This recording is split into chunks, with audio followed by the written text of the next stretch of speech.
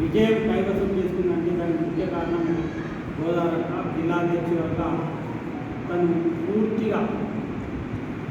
ఏ విధంగా అయితే విజయం సాధించాలన్న పట్టుదలతో ముందుకు తీసుకెళ్ళింది. దీనికి ముఖ్యంగా ఎంపీగా గెలిచినటువంటి రఘునందన్ అన్న లగన్న గత 4 నెలల నుంచి కూడా ఎప్పుడైతే ఎమ్మెల్యే ఎలక్షన్ తర్వాత నెక్స్ట్ పార్లమెంట్ ఎలక్షన్స్ వస్తాయన్నప్పటి నుంచి కూడా ముందు వరుసలో మిగతా అభ్యర్థుల కన్నా ముందు వరుసలో ఉండి ప్రతి గ్రామానికి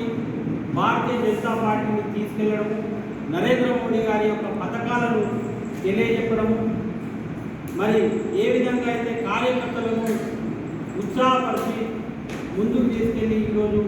ఇంత పెద్ద ఎత్తున విజయం. గతంలో అందరూ ఇక్కడ టీఆర్ఎస్ తప్ప బీఆర్ఎస్ తప్ప ఇంకో పార్టీ గెలవదు అనే నినాదంతో భయపడిపోయింది. కానీ భారతీయ జనతా పార్టీ నరేంద్ర మోడీ గారి యొక్క నాయకత్వానికి, మరి రాష్ట్ర అధ్యక్షుడు కిషన్ అన్న నాయకత్వానికి, జిల్లా అధ్యక్షురాలు గోదావరక్క నాయకత్వానికి పూర్తి మద్దతు భారతీయ జనతా పార్టీ ప్రతి కింది స్థాయి కార్యకర్త దగ్గర నుంచి జిల్లా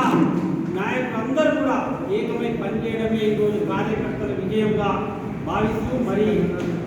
సంగారెడ్డి నియోజకవర్గంలో ఉన్నటువంటి ప్రజలందరూ కూడా భారతీయ జనతా పార్టీకి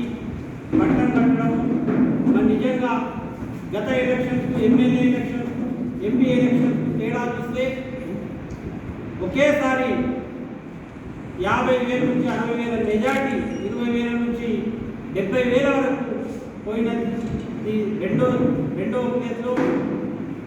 ఉన్నటువంటి అధికారంలో ఉన్నటువంటి కాంగ్రెస్ పార్టీకి ధీటుగా ఒక 4-5,000 తక్కువగా రెండో స్థానంలో నిలపడం అంటే